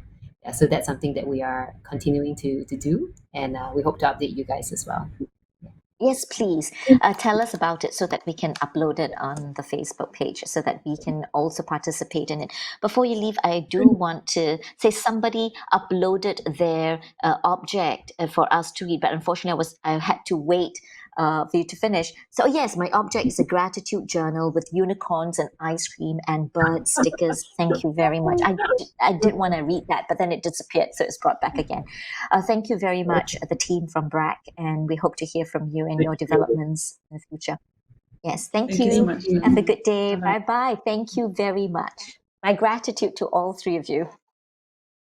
And our final artist is wrapping today's work because, Brack was about social inclusivity and socially engaged work. This final artist is also a creative producer whose work is really about bringing in the arts into the community, making it very inclusive and working together with the community. And she is Lin Shi-yun of Three Pumpkins. Hello, Shi-yun. Hello. Hello. You're in the privacy of your own home too? Oh, yes, I have an object too. And what is your object? Oh, this is it's the object that you can also eat. That I can also eat. I will eat it while talking to you as well. Yes, it is after all lunchtime. Before we go any further, just give us a brief understanding, of what Three Pumpkins is, please. So Three Pumpkins works basically, we root ourselves in the neighborhoods. We have two neighborhoods now, one in Lengkok Bahru and one in Boon Lay. So we spend a lot of time in the neighborhood to study the people, the spaces, as well as governance, how social services are run. So the methodology is that we focus a lot on children. We meet the children at the playground. And then we have unstructured program, we do befriending, so that the people we really can understand the lived experiences of the children and their families on the ground. And then and also how social services or healthcare grassroots are engaging these communities. So we understand this the realities on the ground. We understand some gaps, some concerns. Then we can see how the artists step in with creative intervention. So I'll give two examples. So in Lengkok Bahru, after spending a year on the ground with the children, getting to know them and meet them weekly, we realized that there's no lack of social service agency working in the neighborhood, but there is a lack of coordination. There is a lack of, say, things like cultural mapping. They do mapping. I mean, I think from a social service perspective, of course, they're always looking at if any families need any assistance, financial assistance, or children needs to take on more tuition classes. They also do, of course, strength mapping. But we realized that what the artists could come in is actually really just to make a very nice map of the neighborhood, a visual map of the neighborhood. Yeah, so that's what we did in Lengkok Bahru. Hopefully that become a cultural, is an asset for the agencies and the community to use in their future mapping. The other example in Boon is also spending a year on the ground. We realized that in this neighborhood, there are many children from transnational families, and we hear things from them like they're afraid to tell people they are from Myanmar, or like mixed Filipino boys who just tell people that I give up telling people who I am. I just say that I'm Malay. Yeah. So we could hear and see cases like that. And then I set up a space called Tatakut Kids Club as a community space for children to come in and connect, hang out, and it's holding a safe space for them. Yeah. So that is the work that we do. In fact, I've been, I've known your work since 2016, and largely my interests have always been how you connect the artists and the community directly within the community itself. It's not within a site-specific art space, and I remember some of the early works that you did was at the void decks or by the playground. They are actually open public spaces. That intrigued me very much because the organization it took for you to negotiate these things. And in the early days, I remember you say it was very much guerrilla. Yeah, I think right? in the early days, because I was also not very sure what I was doing, but I think it was a gut feeling that we have to move into the neighborhoods, so that we are really connected to the people, bringing the arts to the people, or yes, with arts in the neighborhood. So when I first started doing it in public spaces is very important. I think first of all is I don't have the resource to rent a space, and also I was thinking what is actually public space. It should belong to the public. So when I go in, I don't see myself as an artist. Of course, yes, we make art, yeah, that's what we do. But we are also citizens, and we should be able to use space. Anyone should be able to use public space. So that is a question about public space, and we have to use that. And of course, in using public space, you have to apply for license. If you are doing an art performance. But for us, we were basically playing with the community. So the playing need a license? Probably not, yeah. So it was anchored that way. Yeah. And of course, after 2-3 years, we want to do some more visible work. That means like installing work. That's when we have to. I think after 2-3 years, I had in a better position also to talk to grassroots and town councils about what are artists doing in your territory. Yeah, it's not to come and invade your territory, but how we can work together in partnership. Yes. But because of the recent circuit breaker and the period from March onwards, you pivoted differently because the access to public spaces no longer exists for you. Because the lockdown required you to work with the community in a different way. And this way we bring on the next video that you have prepared for us. I think you prepared for us Lady of Fusion, am I right? It's Tai Sang Di Warong Chaka Upper. So it's a program with 8 shows. Yeah. Shall we watch that together? Yes? Yeah. 大聲啲，大聲淡薄。哦，聽到啦。時光是永回往事。欢迎收听你的呼声。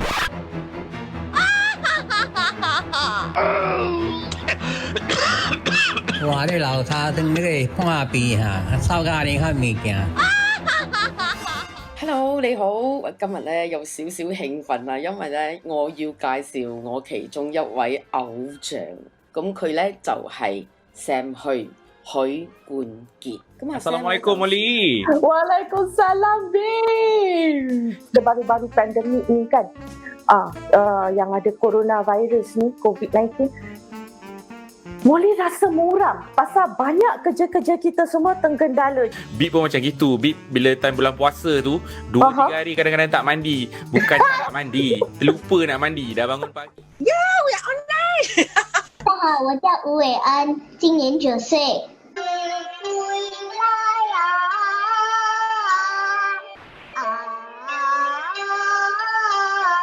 正式，咱来陪一陪世界華人嘅傳統菜式。鵝月秋鵝端午節，端午節，我阿媽經常叫伊做鵝月節，也非常會理解嘛。鵝月嘅節，就叫做鵝月節咧。歡迎收聽有影無？有影無？有影無？阿基假假講。本人會講古早時嘅人真牛，哇！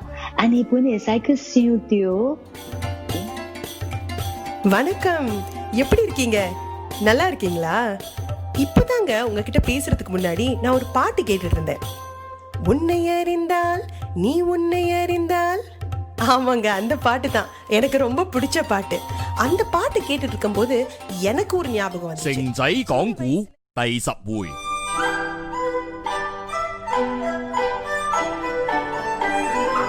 豬八戒一睇就成個牛咗，嗰個心啊好似俾攝石攝住一樣。呢個傻佬又是煩心動啦！你菩薩啊，你去邊處啊嚇？你手裏邊揸住嗰啲係乜嘢嚟嘅咧嚇？長老，我呢個瓦煲裏邊啊係裝住上等白米飯，呢個含中裝嘅係素炒麵筋嚟㗎。Oh, thank you so much, Ian. Thank you. That was really wonderful because it is a great spread. It covers almost everything that I've been capturing on Facebook. For those out there who would like to capture this, to follow it, there is a Facebook page that I often go to. One of them is called Lelio Fusion, which is a dialectic response to rediffusion. For me, that's how I remember it. And the other one is Warung Chaka Upper. Yes. Yeah. So tell me, Shiyan, why this direction with different sorts of languages, to reach to a different demographics, I suppose. It's no longer just children this time around, right? It's for elderly, if I'm not mistaken, yes? Mm-hmm. Yes, yeah. I think, yes, primarily for the elderly. So in mid-February when the COVID outbreak happened, and this was before circuit breaker, actually the arts has not shut down yet. The school has not shut down. What actually shut down first that we discovered in the neighborhood is the social services were the first to shut down, which is very ironic. So we realized that especially for the senior activity centers, and because seniors are so much, some seniors are so much of their lives are spent in senior activity center. When these centers shut down, they're completely disoriented. So I think it also reveals a certain problem we have is that the seniors are actually not fully integrated in our society. In terms of language, those who only understand dialect, they could only find meaningful interaction in the centers. But outside the center, the information or the entertainment are not catered for them. Or in Yeah. English. So when these centers shut down, they have nothing in that sense, right? And I think also, but then after the center would be the kopitiam that they hang out, and then kopitiam also shut down. So yeah, just to respond earlier, you're saying that for the artists who physically engage with community, our platforms were shut down, so we're not able to access, right? Actually, I think it's not so bad for us because we can go digital. For me, the main thing that really affected me was how social service and public spaces shut down. Then actually for the artists, we still have the digital platform, and I was thinking how to use it. So when I was sitting in the kopitiam, I was thinking about all these seniors being quarantined at home, right? And I was just imagining, okay, how can I reach them from here now? I'm sitting here. So naturally sound travel. So I thought about radio program for them. Yeah. And that's how this Warung Chaka Upper came about. Yeah, it is very audio based, and it can be listened to as MP3 as well. But I was also thinking, since we are going to have it, since it's going digital, we should also have a video output, because the work is not just reach artists with seniors, because that's very one way. Again, you are going into this direct one way engagement. You're not opening up to build communities. So the work also need to have provide access for younger audience who don't understand dialect. So we have the digital output with the captions, the Chinese captions, and then the English subtitles, so that the healthcare workers, and a lot of them are actually not local, they can only read English, they understand the program, they can use this content to communicate, as well as for the younger folks in the ground-ups and social service to communicate with the elders. So then we also have a video online output. And I think in thinking about that is also we want to help the seniors to transit into the digital sphere. So we still need this output online. So we do have, our circulation model. There is a physical model where we have a radio, and then there's something that's go online. Yeah. But yeah, it's a program with the two main objective. One is to engage the seniors, make them feel less lonely, and the other is to how do we close this intergenerational gap. Yeah. Yes, that is specifically how I also encountered with my two elderly parents at home. Once the circuit breaker occurred, in fact, it was in February when they stopped going to the community centers for their twice a week activities. And then they were a little bit disorientated, and because they didn't know what happened, right? And explaining to them about COVID is complex for someone who's used to remembering struggles. They don't understand why, if everybody's ill, so what? Not understanding the impact of that onto their health. And then comes the masking, so all that step by step having to explain, because all the materials in explaining it were largely in English or largely in a format that you have to read, because radio is almost absent in the houses now. We are watching TV. Yeah, mainstream radios also for the longest time didn't have dialect program, but that opened up because of COVID. Yes. So it was so important. Show us the radio, because you were talking about the radio. Do you have the radio as the object that is outside of this frame, bringing Brack's? You have to go and take the radio, you didn't bring the radio. Yeah. Yes. Oh, what a pity! Because you showed me the radio previously, and it's a little transistor radio with the MP3 attached to it. But my next question is, how do you disseminate it? How do you make sure that this program that you have digitalized is accessible to the seniors? Because not many of them access the phones, right? Yeah. We go on to the next slide. Let's go to the next slide. Yeah. Okay, so this is basically our mission is to connect people through the art. So over here, I think particularly for this project is those who are displaced by not having the access language, and also those who are isolated in the hospitals and in the homes. Yeah. So the great challenge for us is how do you create digital content for people without digital access. So let's go on to the next. Yes, this is okay. Talk us through this map. Yeah. Hold on now. Yeah. So basically, we are. For the artists, I see ourselves as content creators, and I was thinking about how we organize our ministry as a Ministry of Culture, Community, and Youth. And how do we gel this three? Actually, culture is the one, or artist as content creator, that can really help to bridge the community and youth together. So I think before COVID, I was actually doing quite a lot of the social service work, the community work. And because of COVID, I can't do it. We have to focus on the content. So artist as content creator. And we think of platform, and we think about two different platforms. One is digital, that means going on internet. And the other, we have to remember that there are people who can't go onto this platform and whose needs are probably even more urgent than those with access to Netflix and all that. Yeah. So we see that there are these two. So let's look at the physical platform. So the work can be listened to as audio files. It's designed that way so that it's easily put onto portable MP3 player, which we will disseminate through the social service agency, the voluntary welfare organization, grassroots, that means the PA Youth Network, ground up initiatives. So we also partner with a ground up project called Project Audible Cheer, which is fundraising for MP3 players.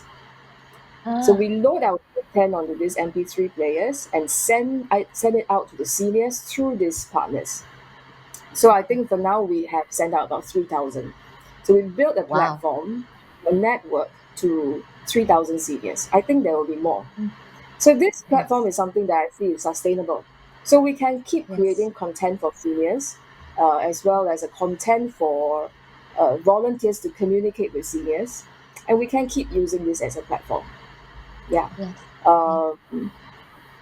In terms of the physical platform, yes. We are also looking at broadcast in community hospitals and nursing homes. Yeah. Because there are, it's difficult for them to put, if there's something with a visual and there's a screen, it's difficult to have all the seniors sitting around with the social distancing to look at a movie screening, for instance. But if it's only audio and it's like a radio, then it's easier for them to broadcast in their wards. So that was also one of the consideration. Yeah.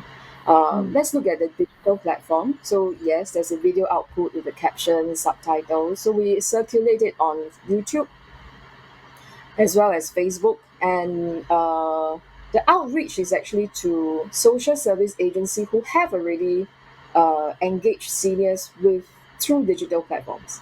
So for instance, they have WhatsApp group. They do have some Zoom meetings.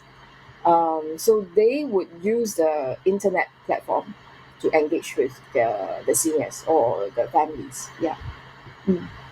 So it shows on this map, Shiyun, it shows on this map that the planning is about diverse accessibilities, because we're always thinking about access, right? And not everyone in Singapore have digital access or access to digital means, or access need not just be about the ability to have a laptop at home, or a 4G handphone, but it's also access in terms of the ability to know how to use them.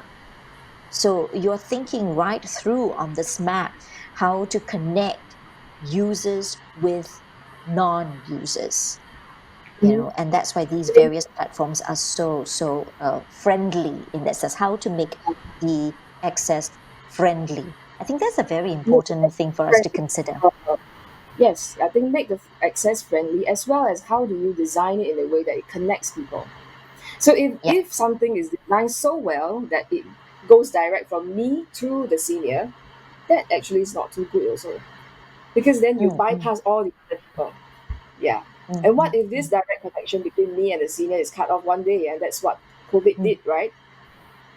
Then it's left isolated again. So the work actually is about that process of building human connection. Yeah. And a network of partners, because these are so important. Sometimes the word stakeholders, when we talk about working with the community, they talk about this term stakeholders. I feel actually they're about partners. That's exactly what you used. You used the word finding partners, whether they're actually ground up initiatives or whether they're ministry led or whether there are charities, but these are partners that have access or engagement connections already built, already found within the communities. Why build anew? Why don't we work within the resources that are available to aid content distribution? I think what COVID really reveals is that this top-down approach, or having a stakeholders who holds a lot of the resources and control and decision of how to engage, actually doesn't work, because that can just disappear overnight, and then you are dependent on the ground up, on the small groups to engage the community. I think this is something that we all learn. And so now moving forward is really how to form this partnership and build the network. Yeah. And before we end the dialogue here, what about children? Because you began with children. Do you have activities and resources available for young people? Yeah, I think in having this program, we also think about the children, and there is also an existing problem or a gap that I see when I was in the community, is that the grassroots, the ground up, and social service or even educators in school don't really know how to use creative or the arts to engage children. Yeah.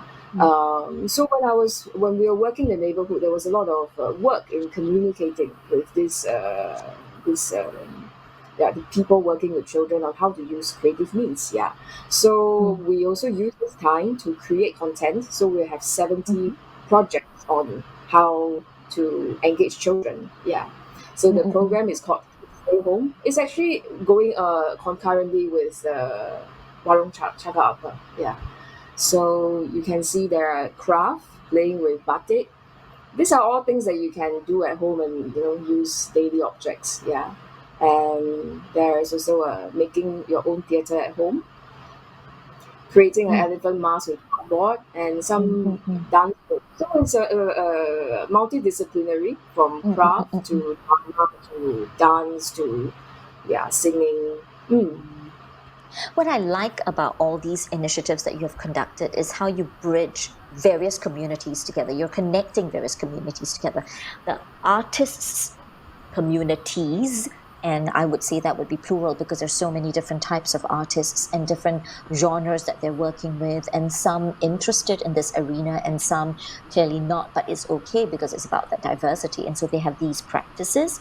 And then you have the communities, again, they are plural, the different areas. And then there are these partners, they too form another set of diverse and non-homogeneous communities, and how you link and bridge these three. Currently, that's what I see, the bridging of, a triangulation, so to speak, of these three communities. How do public access this information of yours? Where can they get more information about Warung Cakap Apa as well as Kids Stay at Home? Oh, you can. This is all on the YouTube channel. It's YouTube. Should I give the link here? Yes. You can tell them. Is there a way for us to search? Maybe that's a searchable. What is searchable? Oh yes, just go to YouTube and search 3 pumpkins. Okay, all right. The number 3. Yeah. Yes, with the number 3 pumpkins, and if you search that on YouTube, you can get access to the various programs that you have rolled out. Yeah, the different playlists. For those out there who are very interested in collaborating and engaging further with Lin Shiyun and 3 Pumpkins, you could DM us directly because in that way we can connect you to Shiyun and thereafter take more discussions further. Thank you very much, Shiyun. Before we go, what is next for you for the rest of the year? I think now it's a lot of conversation with partners on the ground to find out actually what is going on and what is actually the feedback for the programs, and so that we can design for the next season. I don't see it as a separate. It's not just a project and then it's gone. I think we have really built a kind of platform or a program that serves to connect people. It's something that I want to continue doing for both kids stay home as well as Warung Chaka Akbar. So now it's having conversations on the ground and how we can move towards more co-creation. And there will one day. Sorry, Shane, I interrupted you. Could you complete that sentence? To move towards co-creation with the agency as well as the seniors. So you will now continue with this parallel while we wait and see this live engagement, you will continue this direction on the virtual engagement. Yes, definitely. I think they both flow at the same time. Yeah. Yes, thank you so very much. Thank you very much, Ian, for joining us today. Thank you. Thank you very much for your sharing. Thank you. With that, ladies and gentlemen, and for those who are still viewing with us and who are still staying on, this comes to the end of the Festival of Women now with Brunch Talk. We're distant. We may be distant, but we're still very close, and we are working with the mediated platforms to continue engaging, communicating, creating. There is this desire that humans are survival. They have a survival instincts. Humans are survivors, and we will do whatever it takes to move forward. But most importantly, some of us, and it's very important to understand that some of us may not have all the accesses and resources to do so. How then do we, as artists, think about that as well as we're mediating the creation? Throughout this time with Festival of Women Now, those were some of the concerns I had when making the work. Accessibility is something that we've not been able to respond so quickly in times of creating the work and bringing it onto the digital platform. But that is something that I myself am reflecting moving forward, because this digital engagement will not end now. I think it's very important for us to see it as a separate portal and another portal that enhance our life work beyond COVID.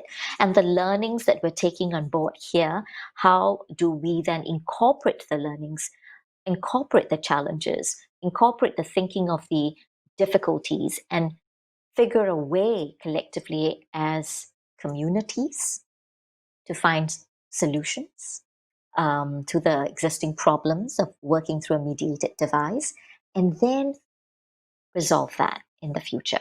So for those who would like to continue watching the rest of the recorded streams, it's on YouTube under T-Works Singapore. You can search for that, T-Works Singapore, and we have about 12 videos. I think this will be the 13th video that will be uploaded on the T-Works Singapore YouTube page.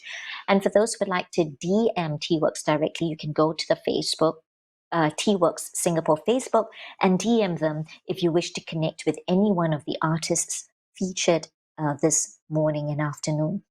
And with that, thank you very much for joining us. And do remember, we still have T-Care, our fundraising initiative for 7 projects. And if you'd like to know more about T-Care, please check out the website notordinarywork.com. Thank you very much. Have a good day. Bye-bye.